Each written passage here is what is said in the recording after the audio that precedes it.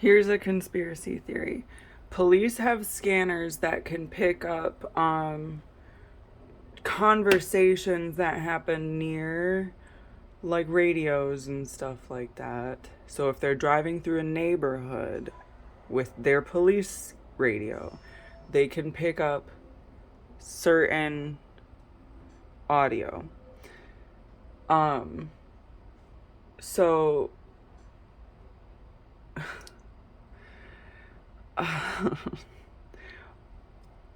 the Manson family, who I just have been thinking about a lot lately,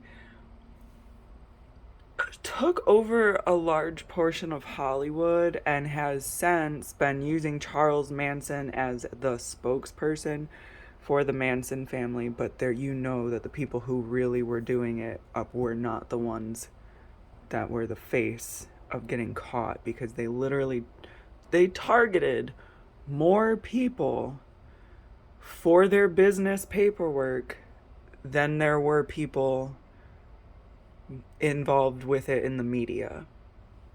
So there's more victims that are high profile, that just nothing bad happened because the media said so. Yeah.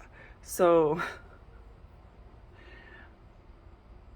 you can have people hide criminal activity by recreating these activities through entertainment and acting as though they were just making a movie. That's kind of where I got the acting challenge idea from, but in a completely different way. Like, you know what? I'm tired of being creative and then people taking me seriously. So I'm just going to say acting challenge because I want to be myself. But I don't want people to think like that I am set in stone, a persona of something, because I'm not. Sometimes I just have little vibes that are entertaining to me, and it makes me feel better to express them. So, my point specifically for this is not like, oh, they're doing a giant cover up. It's that, so, okay, take into account when you have a celebrity, these celebrities have mannerisms, and a celebrity becomes a character, right? So when a celebrity becomes a character, they have specific mannerisms that make it easy to replicate and become that character. So you can take these mannerisms from individual people, regular people, create that into a celebrity, and then that creates this reverb of like not being able to identify specific people because you can't tell if it's who they are or if they're mimicking something. And then on top of that, combine that with jingles and the way jingles play through your head. So you can have like an advertisement from the 1940s that gets played over and over and over again, and you haven't heard it in 20 years, but then all of a sudden it plays again and it brings you back right to that moment.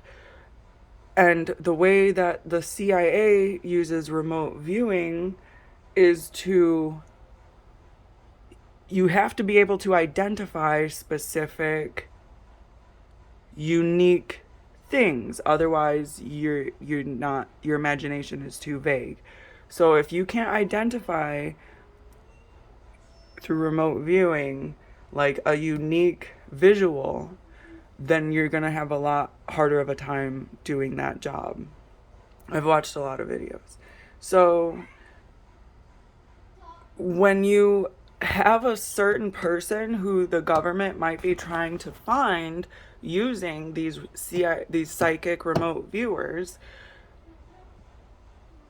people who might understand how that works might be using mannerisms and replicating mannerisms to the masses to try to cover up specific moments that might be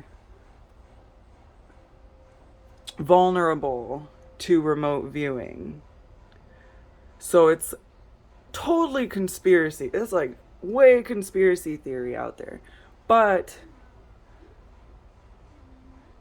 the 60s and 70s and 80s are different than they are now.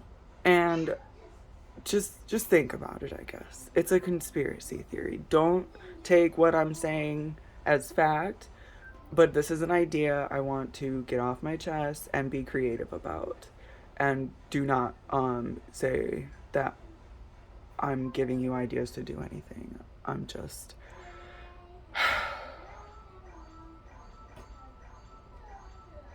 I don't want to forget this thought, basically, so I'm going to post it on my YouTube.